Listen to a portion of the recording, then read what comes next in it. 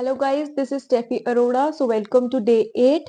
सो macroeconomics की series हम कर रहे हैं, मैक्रो इकोनॉमिक्स को प्रिपेयर कर रहे हैं। आज 8वां दिन है उसका, और इसी में आज हम करेंगे एक्सेस और डेफिसिट डिमांड, जो कि इस बार के सैंपल पेपर्स में भी देखने को मिला है। इंपॉर्टेंट क्वेश्चन है, कुछ ना कुछ इससे मिलता जुलता आपको जरूर या तो 4 में या तो लॉन्ग क्वेश्चन में देखने को जरूर मिलेगा।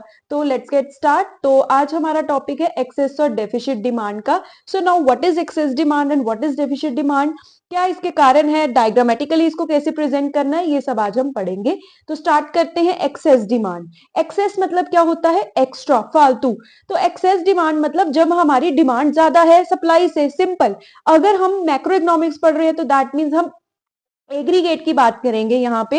एग्रीगेट इन द सेंस यहाँ पे हम बात करेंगे पूरी इकोनॉमी की डिमांड सप्लाई की। जब हमारी पूरी इकोनॉमी की डिमांड एक्सीड कर जाती है सप्लाई से, उसको क्या बोला जाता है? Aggregate, sorry, excess demand at full equilibrium level. अभी फुल इक्विलिब्रियम लेवल या फुल एम्प्लॉयमेंट लेवल क्या होता है? जब एडीएएस के इक्वल होता है तब हम क्या बोलते हैं? जब ये दोनों इक्वल होंगे plus fuller utilization of resource, मतलब कोई भी रिसोर्स वेस्ट नहीं हो रहा इकोनॉमी में, तब हम उसको फुल एम्प्लॉयमेंट इक्विलिब्रियम लेवल बोलते हैं। अनएम्प्लॉयमेंट इक्विलिब्रियम या under employment, sorry, under employment equilibrium level क्या होता है? जब एडीएएस के इक्वल है बट रिसोर्सेज जो है वो प्रॉपरली यूटिलाइज नहीं हुए, रिसोर्सेज अनयूटिलाइज रह गए हैं। तो एक्सेस डिमांड कौन सा केस है? जब हमारा एडीएएस के इक्वल है एट फुल एम्प्लॉयमेंट लेवल पे। तो जब एक्सेस डिमांड होती है, एक्सेस डिमांड के कारण ही हमारा इन्फ्लेशनरी गैप जो है वो आना शुरू हो जाता है।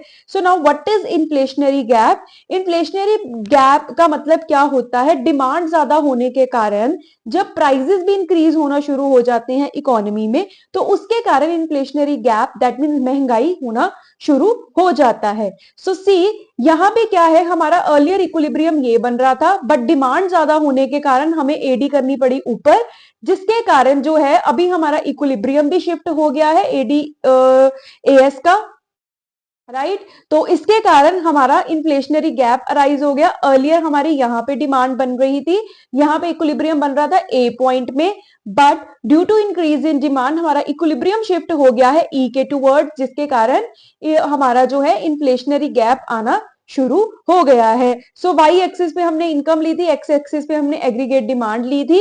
एएस एडी को हमने यहाँ पे, जैसे हम पहले भी डायग्राम बनाते थे, ये एडी है, ये एएस है, ये हमारा इक्विलिब्रियम आया था, बट हमारी एडी आ गई ऊपर, जिसके कारण अब ये इक्विलिब्रियम ऊपर वाला शिफ्ट हो गया है, राइट। तो सिंपल आपको यहाँ पे एक जर्नल डायग्राम के साथ बना के दिखा देना है। ये था हमारा, और एडी ज्यादा आने के कारण हमारा ये हो गया। ये मेरा थोड़ा सा गलत हो गया, यहाँ पे जो है ना, ये ऐसे इकट्ठा नहीं होगा यहाँ पे, थोड़ा सा, ठीक है। ये दोनों मतलब अपनी सीधी सीधी लाइंस में जाएंगे, वैसे बना हुआ है, आप वहां पे भी देख सकते हो। क्लियर? तो ये था हमारा इन्फ्लेशनरी गैप। अगर मैं एक एग्जांपल से समझाऊं, फॉर एग्जांपल एक प्रोड्यूसर ने जो है 10,000 यूनिट्स प्रोड्यूस किए थे, यहाँ पे सेम एग्जांपल लिखी हुई है, आप देख सकते हो, ठीक है। फॉर एग्जांपल प्रोड्यूसर ने 10,000 यूनिट्स जो है अपने अवेलेबल रिसोर्सेज के साथ प्रोड्यूस किए थे, बट इकोनॉमी में डिमांड आ गई 12,000 की। अभी 2,000 का गैप आ गया, रिसोर्सेज है मेरे पास 10,000 के, अवेलेबिलिटी है 10,000 की, बट रिक्वायरमेंट कितनी है? 12,000 यूनिट्स की। तो 2,000 का गैप आ गया, 2,000 यूनिट्स की शॉर्टेज चल रही है इकोनॉमी में, जिसके कारण ऑब्वियसली प्राइस होना शुरू, इंक्रीज होना शुरू हो जाएगा, जिसके कारण इन्फ्लेशनरी गैप अराइज होगा और एक्सेस डिमांड का केस हमें देखने को मिलेगा। उसके बाद नेक्स्ट आ जाएंगे हम रीजंस पे। What are the basic reasons जिसके कारण एक्सेस डिमांड होना शुरू हो जाता है? सो एक्सेस डिमांड कब होती है? जब सारे खर्चे बढ़ जाते हैं, हर कोई ज्यादा ज्यादा खर्चा करना शुरू कर देगा ना इकोनॉमी में, तो एक्सेस डिमांड, इन्फ्लेशनरी गैप होना शुरू हो जाता है। तो दैट मींस एक्सपेंडिचर के कंपोनेंट्स हम कहां पे बढ़ते हैं? एग्रीगेट डिमांड में। मैंने आपको वीडियो में बताया था, आप देख सकते हो वो वाली भी। सो जब भी एडी के जितने भी कंपोनेंट्स है, एडी के कौन कौन से कंपोनेंट है? कंजम्पशन एक्सपेंडिचर, प्रोड्यूसर एक्सपेंडिचर या इन्वेस्टमेंट एक्सपेंडिचर भी हम उसको बोल सकते हैं, government expenditure and net export. जब ये सारे बढ़ते हैं तो हमारा एक्सेस डिमांड बढ़ेगा। सी, फर्स्ट यही है, increase in house hold expenditure, increase in private investment, increase in government expenditure, increase in export demand, और लास्ट इज जब मेरी मनी सप्लाई बढ़ती है। ये मैंने आपको सेंट्रल बैंक वाले चैप्टर में भी बताया था कि जब हमारी मनी सप्लाई बढ़ती है तब भी हमारा एग्रीगेट डिमांड तब भी एक्सेस डिमांड या इन्फ्लेशन का चांसेस बढ़ जाते हैं। तो ये थे कुछ हमारे रीजंस। उसके बाद नेक्स्ट हम पढ़ लेते हैं इम्पैक्ट क्या पड़ता है इसका प्राइस, आउटपुट और एम्प्लॉयमेंट पे। सो जब भी एक्सेस डिमांड होती है इसका प्राइस पे क्या असर जाता है, हमारे प्राइस इंक्रीज होना शुरू हो जाते हैं क्योंकि इन्फ्लेशनरी गैप आ जाता है। आउटपुट में कोई चेंज नहीं आएगा। क्यों चेंज आएगा आउटपुट में, अभी तो नहीं है क्योंकि 10,000 यूनिट बनाए थे, 12,000 की डिमांड है, आउटपुट तो पहले ही कम पड़ रही है, उसमें अब क्या चेंज करें। हाँ ये होगा नेक्स्ट टाइम से हम अपनी आउटपुट ज्यादा प्लान कर सकते हैं, ये बाद की बात है, बट एट प्रेजेंट कोई इफेक्ट देखने को नहीं मिला। और लास्ट में हमारा एम्प्लॉयमेंट में भी कोई चेंज नहीं आएगा क्योंकि पहले ही सब कुछ फुल एम्प्लॉयमेंट इक्विलिब्रियम पे चल रहा है, कुछ भी अंडर नहीं चल रहा, तो एम्प्लॉयमेंट में भी कोई इफेक्ट देखने को नहीं मिलेगा। तो ये था सारा हमारा एक्सेस डिमांड का केस। अभी नेक्स्ट हम देख लेते हैं डेफिशिट डिमांड क्या होती है। So now what is deficit demand. Excess demand क्या थी, जब मेरी डिमांड ज्यादा होती है सप्लाई से। डेफिशिट डिमांड क्या होगी, अब मेरी डिमांड है कम सप्लाई से, मतलब मैंने 10,000 यूनिट्स बनाए, लोगों को या इकोनॉमी में 8,000 की ही जरूरत है, तो शॉर्टेज हो गई है डिमांड की। इसके कारण क्या होता है, डिफ्लेशनरी गैप आना शुरू हो जाता है डेफिशिट डिमांड के कारण। तो इसके कारण डिफ्लेशन आती है। डिफ्लेशन का मतलब क्या है, कॉन्टिन्यूस डिक्रीज इन प्राइस। जब कंटिन्यूसली प्राइस में डिक्रीज आना शुरू हो जाता है due to deficit demand, that is known as deflationary gap. तो इसको भी अगर मैं डायग्रामेटिकली सी प्रेजेंट करेंगे, अगर हम फर्स्ट ऑफ ऑल हमारा ये जर्नल इक्विलिब्रियम, ये ASAD, ठीक है, ये मेरा जर्नल इक्विलिब्रियम था, बट मेरी डिमांड जर्नल से नीचे जा रही है, दैट मीन्स ये डाउनवर्ड शिफ्ट हुआ। यही मेरा क्या होगा, ये जो डाउनवर्ड यहाँ पे शिफ्ट हुआ है इसको ही हम क्या बोलेंगे, डिफ्लेशनरी गैप, राइट। सो ये हमारा फुल एम्प्लॉयमेंट जो है इक्विलिब्रियम या इनकम लेवल से थोड़ा नीचे आ जाता है। ओके, तो ये क्यों होता है, क्योंकि हमारी इकोनॉमी में अवेलेबिलिटी नहीं है इतनी गुड्स की। अभी मैंने जो आपको एग्जांपल दी थी 10,000 और 8,000 वाली, वो यहीं पे लिखी हुई है, तो आप एक बार रीड आउट कर सकते हो, आपको क्लियर हो जाएगा। तो सिमिलरली अभी रीजंस क्या है डेफिशिट डिमांड होने के।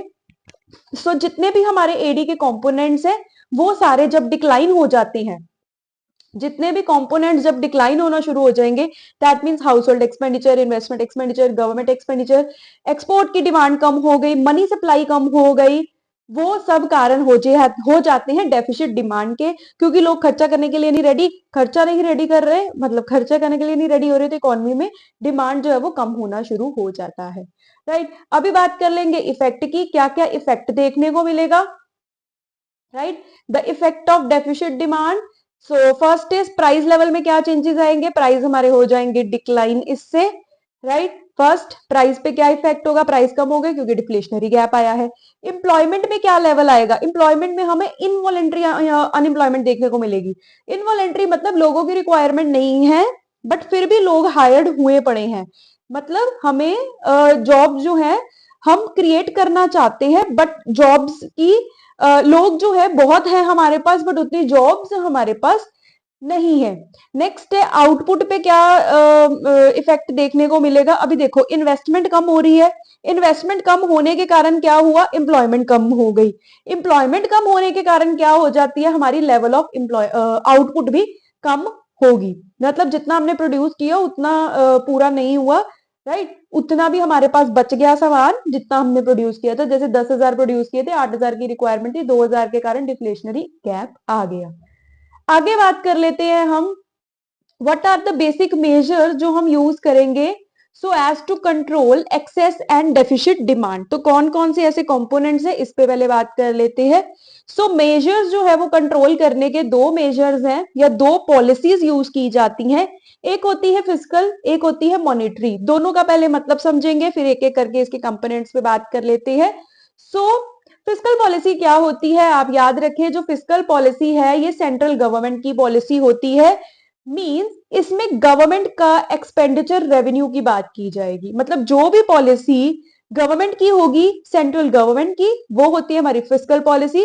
और जो मॉनेटरी पॉलिसी है वो हमारी होती है सेंट्रल बैंक की। इसके बारे में हम पढ़ चुके हैं मनी वाले चैप्टर में भी, आप इसके मीनिंग एंड ऑल वहां से थोड़ा रिवाइज कर सकते हो, तो यहाँ पे आपको थोड़ा इजी समझ आ जाएगा, राइट। तो एक बार वो वीडियो जरूर देख के आना ये समझने के लिए। तो अभी बात कर लेते हैं हम फिस्कल पॉलिसी क्या होती है। फिस्कल पॉलिसी गवर्नमेंट की पॉलिसी होती है। सो गवर्नमेंट की पॉलिसी में गवर्नमेंट की स्पेंडिंग्स और इनकम की बात की जाएगी। गवर्नमेंट खर्चा कहाँ कहाँ पे करती है? गवर्नमेंट खर्चा करती है हेल्थ केयर, एजुकेशन, बहुत बार मैं बता चुकी हूँ, इंफ्रास्ट्रक्चर, रोड, ब्रिजेस, डैम्स, इन सबको डेवलप करने में गवर्नमेंट खर्चा करती है, राइट। तो गवर्नमेंट ने अगर अगर हम चाहते हैं कि हमारी इकोनॉमी में एक्सेस डिमांड कंट्रोल हो, राइट, और एक्सेस डिमांड का रीजन क्या होता है अगर हम समझने की कोशिश करें।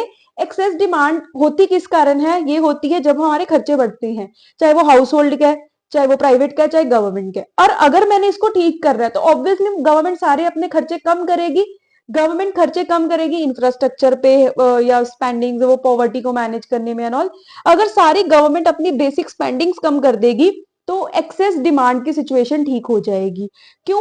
क्योंकि एक्सेस डिमांड होती कब है? जब इकोनॉमी में बड़ा पैसा आ जाता है, इकोनॉमी में बहुत खर्चे किए जाते हैं। अगर खर्चे ही सरकार कंट्रोल कर लेगी तो एक्सेस डिमांड कंट्रोल हो जाएगी। दूसरा, अभी गवर्नमेंट क्या कर सकती है? टैक्सेस बढ़ा दे। अभी डिमांड या इन्फ्लेशन को ठीक करने के लिए क्या करना पड़ता है? हमें लोगों के हाथों में से पैसा छीनना पड़ेगा। वन ऑफ द सोर्स जो गवर्नमेंट कर सकती है, गवर्नमेंट क्या करेगी? टैक्सेस बढ़ाएगी।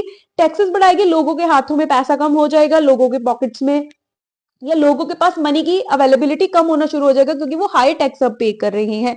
हाई टैक्स पे कर रहे हैं, मनी की अवेलेबिलिटी उनके पास कम हो गई, तो ये एक्सेस डिमांड को करेक्ट कर देगा, राइट। तो सिमिलरली ये फिस्कल पॉलिसी काम कर रही है एक्सेस डिमांड को कंट्रोल करने के लिए। अगर मैं बात करूं, अगर डेफिसिट डिमांड को हमने करेक्ट करना है, तो डेफिसिट डिमांड के कारण क्या होते हैं? सारे खर्चे वगैरह कम किए जा रहे हैं, इसलिए डेफिसिट डिमांड होती है। और अगर मैं चाहती हूँ कि इकोनॉमी में डेफिसिट डिमांड ना हो, राइट, तो उसके लिए मुझे क्या करना पड़ेगा? अगर गवर्नमेंट पॉइंट ऑफ व्यू से सोचा जाए तो उसके लिए क्या करना पड़ेगा? सारे एक्सपेंसेस इंक्रीज करने पड़ेंगे। बट अगर हम अभी फिलहाल फिस्कल पॉलिसी की बात कर रहे हैं, तो फिस्कल पॉलिसी की अगर बात की जाएगी तो उस केस में हमें स्पेंडिंग्स जो है वो इंक्रीज करनी पड़ेंगी। That means as an government अगर हम बात करें तो गवर्नमेंट को अपनी सारी स्पेंडिंग्स इंक्रीज करनी पड़ेगी, गवर्नमेंट जो भी एक्सपेंस करती है, सो दैट इकोनॉमी में पैसा आए और डिफ्लेशन की सिचुएशन करेक्ट हो जाए। नेक्स्ट बात करते हैं गवर्नमेंट और क्या कर सकती है। गवर्नमेंट अपने टैक्सेस को कम कर दे। अगर गवर्नमेंट टैक्सेस कम करेगी, लोगों के हाथों में अब ज्यादा पैसा रहेगा, लोगों के हाथ में ज्यादा पैसा रहेगा तो वो ज्यादा खर्चा करेंगे, खर्चा ज्यादा करेंगे तो डिफ्लेशन की सिचुएशन जो है वो करेक्ट हो जाएगी। तो ये था हमारा सारा फिस्कल पॉलिसी का कंसेप्ट। अभी हम बात कर लेते हैं मॉनेटरी पॉलिसी की। मॉनेटरी पॉलिसी सेंट्रल गवर्नमेंट की पॉलिसी, मनी सप्लाई वाले चैप्टर में भी इसको हमने किया था। सो इसमें दो इंस्ट्रूमेंट्स होते हैं, फटाफट रिकॉल करूंगी क्योंकि हम कर चुके हैं। इसमें क्वालिटेटिव और क्वांटिटेटिव दो इंस्ट्रूमेंट्स होते हैं। Quantitative is related to ratio, rate वगैरह, और क्वालिटेटिव जिसमें मतलब मनी रिलेटेड या कुछ रेट वगैरह नहीं होगा, जर्नल ही चीजें होती हैं क्वालिटी से रिलेटेड, राइट। तो पहले बात करते हैं क्वांटिटेटिव इंस्ट्रूमेंट्स की। क्वांटिटेटिव इंस्ट्रूमेंट में आप सबसे पहले देखो कौन कौन आ रहा है। अभी मैं तीन चीजों पे बात करूंगी पहले, ठीक है, सेल वाला पॉइंट छोड़ रही हूँ। बैंक रेट, रेपो रेट और एलआरआर। बैंक रेट क्या होता है? The rate at which central bank जो है वो लोन देती है या पैसे देती है कमर्शियल बैंक को लॉन्गर पीरियड के लिए। रेपो रेट कौन सा होता है? इस रेट पे भी सेंट्रल बैंक जो है वो कमर्शियल बैंक को लोन देती है बट शॉर्ट पीरियड के लिए। एलआरआर क्या होता है? Legal reserve ratios, right. तो लीगल रिजर्व रेशोज में दो रेशोज जनरली हम कवर कर लेते हैं। इसमें कौन कौन से आती हैं? SRR and CLRR. इसके बारे में हम पढ़ चुके हैं, हम अपने बैंकिंग वाले चैप्टर में मैं आपको बता चुकी हूँ, तो आप एक बार वहां से रिवाइज कर सकते हो। तो ये एक तरह की रेशोज है जो सेंट्रल बैंक मेंटेन करके चलती है। तो अभी इन्फ्लेशन और डिफ्लेशन का ना मैं दोनों का साइमल्टेनियसली साथ साथ करवा रही हूँ। देखो जो हमारा केस है एक्सेस डिमांड का, दैट मीन्स इन्फ्लेशन है, इकोनॉमी इन्फ्लेशन है, मीन्स लोगों के हाथ में बहुत पैसा है और सेंट्रल गवर्नमेंट चाहती है, सॉरी सेंट्रल बैंक क्या चाहता है कि लोगों के हाथ से पैसा छीन लिया जाए। लोगों के हाथ से पैसा कब छीना जाएगा? जब सेंट्रल बैंक आगे कमर्शियल बैंक को महंगा लोन देना शुरू कर देगी, राइट। मतलब जब सेंट्रल बैंक लोन के रेट इंक्रीज कर देगी तो ऑब्वियसली कमर्शियल बैंक कम लोन लेंगे, कम लोन लेंगे, इकोनॉमी में पैसा कम आएगा। इकोनॉमी में अगर पैसा कम आएगा तो इससे क्या होगा? इन्फ्लेशन की सिचुएशन करेक्ट होगी। क्यों? क्योंकि लोगों के पास अभी इतना पैसा नहीं रहेगा, लोगों के पास पैसा नहीं रहेगा, वो खर्चा नहीं करेंगे, राइट। तो जब भी एक्सेस डिमांड या इन्फ्लेशन को करेक्ट करना है तो जितने भी रेट रेशोज है इन सबको बढ़ा दिया जाता है। अगर मैं दूसरी जगह पे डिफ्लेशन की बात करूं, अभी डेफिसिट डिमांड में हम क्या चाहते हैं, लोगों के हाथों में पैसा आए। तो लोगों के हाथों में अगर पैसा आना आए, सेंट्रल बैंक चाहती है, तो वो क्या करेगी, सारे रेट रेशो कम कर देगी। अगर वो सारे रेट रेशो कम कर देगी, कमर्शियल बैंक ज्यादा से ज्यादा पैसा लेंगे सेंट्रल बैंक से, कमर्शियल बैंक सेंट्रल बैंक से ज्यादा पैसा लेंगे, पब्लिक के पास ज्यादा पैसा जाएगा, पब्लिक के पास ज्यादा पैसा जाएगा तो पब्लिक खर्चा भी ज्यादा करेगी, राइट। तो ऐसे ये सर्कल सारा काम करता है। तो अगर मैंने एक्सेस डिमांड को करेक्ट करना है, तो इस केस में क्या किया जाता है, सारे रेट रेशो जो इंक्रीज कर दिए जाते हैं, और डेफिसिट डिमांड के केस में इन सबको कम कर दिया जाता है। तो मैंने अभी फर्स्ट, सेकंड और फोर्थ पॉइंट आपको इकट्ठा ही एक बार बता दिया, इनके मीनिंग भी थोड़े थोड़े बता दिए आपको। अभी हमारा एक पॉइंट रह गया सेल और परचेज का, ये रहा, इसको हम ओपन मार्केट ऑपरेशन बोलते हैं वैसे, सेल और परचेज ऑफ सिक्योरिटीज को। मीनिंग क्या होता है, इसकी हेडिंग आप ओपन मार्केट ऑपरेशन लिख सकते हो। So what is open market operation, sale and purchase of government security on the behalf of government by the central bank. जब सेंट्रल बैंक गवर्नमेंट के बिहाफ पे सिक्योरिटीज को बाय सेल कर देती है, तो उसको ओपन मार्केट ऑपरेशन बोला जाता है। तो sale of security central bank कब करेगी, देखो सेंट्रल बैंक ने सिक्योरिटीज बेच दी, अगर हमें सिक्योरिटीज बेची जाती हैं, हम उसको खरीदेंगे, खरीदने के लिए हमारे हाथों से पैसा चला जाएगा। तो हाथों में से पैसा कब जाने की बात की जाती है, एक्सेस डिमांड में। तो एक्सेस डिमांड के केस में सेल की जाती है ताकि लोगों के हाथ से पैसा छीना जाए और इन्फ्लेशन कंट्रोल हो जाए।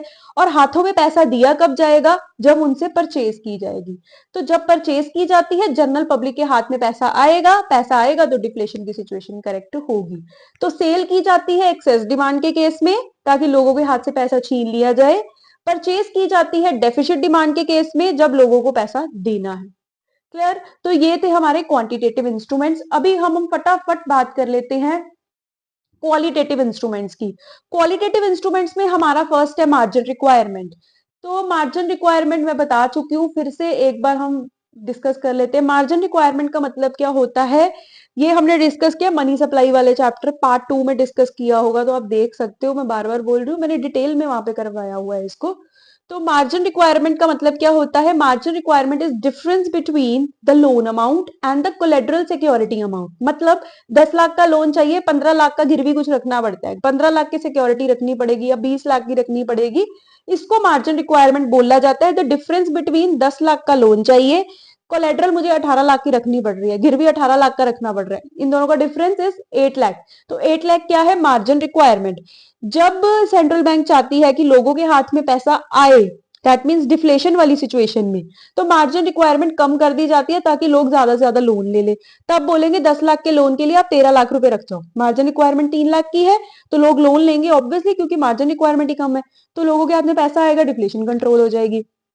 अगर मैं इन्फ्लेशन की बात करूं, उस केस में क्या किया जाएगा, सेंट्रल बैंक चाहती है कि लोग लोन ना लें, और अगर वो चाहती है लोग लोन ना लें, तो उसके लिए मार्जिन रिक्वायरमेंट कर दी जाती है इंक्रीज। 10 लाख का लोन के लिए अभी आप 18 लाख गिरवी रख के जाओ, कुछ मतलब 18 लाख का सामान गिरवी रख के जाओ, तो इससे क्या होगा, रिक्वायरमेंट बढ़ेगी, जो लोन लेना भी चाहते हैं अभी फिलहाल के रुक जाएंगे, जिससे लोगों के हाथ से पैसा कम आएगा, लोगों के हाथ में पैसा कम रहेगा तो इन्फ्लेशन कंट्रोल हो जाएगी। तो ये आ गई हमारी मार्जिन रिक्वायरमेंट।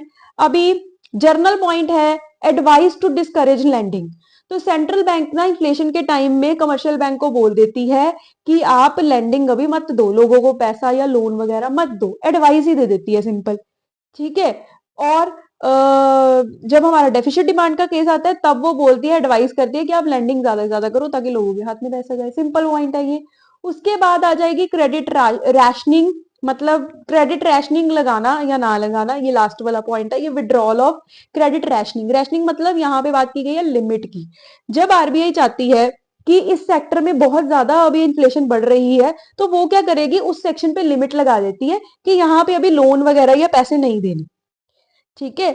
और ये किया जाता है जब इन्फ्लेशन का केस होगा पर्टिकुलर सेक्टर या कहीं इकोनॉमी में। और डेफिसिट डिमांड को करेक्ट करने के लिए एक पर्टिकुलर सेक्शन में वो क्या करेगी, लिमिट लगा देगी कि इस सेक्टर में अभी फिलहाल के लिए लोन वगैरह नहीं देना। तो लास्ट पॉइंट है लिमिट का। जब आरबीआई लिमिट लगा देती है सिंपल कि यहाँ पे लैंडिंग करनी है और यहाँ पे लैंडिंग नहीं करनी, जहां पे भी अब उसको लगता है कि यहाँ पे डिफ्लेशन कंट्रोल करनी है, तो वो बोल देगी यहाँ पे खुला पैसा दो। जब वो चाहती है कि यहाँ पे मुझे इन्फ्लेशन कंट्रोल करनी है तो वहां पे वो कह देंगे लिमिट लगा दो, अभी और पैसा नहीं लेना। तो ये भी एक सिंपल पॉइंट ही है, रैशनिंग आप हेडिंग लिख के एक्सप्लेन कर सकते हो। तो ये हमारा सारा हो गया एक्सेस एंड डेफिसिट डिमांड का केस। उसके बाद हमारा नेक्स्ट टॉपिक था फॉर्मूलाज और एपीसी एमपीसी। ये मैंने कल वाली वीडियो में ही करवा दिया था मल्टीप्लायर के साथ। तो इसी के साथ हमारे तीनों चैप्टर्स अभी कंप्लीट हो गए हैं। नेक्स्ट गवर्नमेंट बजट का है, ये तो कल ही करेंगे। तो एडी कंपोनेंट्स हो गया, राइट। उसके साथ ही मैंने सी फंक्शन, एस फंक्शन ये सब करवा दिया था। देन मैंने मल्टीप्लायर करवाया था और इसके साथ ये फॉर्मूला और एपीसी एमपीसी वाले वैल्यूज करवा दी थी। एडी एस और एस इक्वल्स टू आई ये अप्रोचेस करवाई और last excess and deficit demand, right. तो ये हमारा सारा सेक्शन जो आपका यूनिट है जिसमें 3 चैप्टर्स कवर होते हैं, AD and components, short term equilibrium, excess deficient demand, ये तीनों आपके कंप्लीट हो चुकी हैं। अभी आपके जस्ट 3 चैप्टर्स रहते हैं, that is government budget, BOP and foreign exchange. BOP and foreign exchange ultra try में इकट्ठा ही करवाऊंगी, गवर्नमेंट बजट को एक वीडियो और जाएगी। सो 2 वीडियोस और आपकी पूरी मैक्रो कंप्लीट हो जाएगी। होपफुली आप सभी को सब क्लियर हो रहा होगा। कोई प्रॉब्लम क्वेरी कुछ भी हो आप कमेंट सेक्शन में डाल सकते हो। कुछ पूछना है तो आई एम ऑलवेज अवेलेबल, आपको मैं हेल्प जरूर करूंगी। So thank you so much guys and keep smiling always.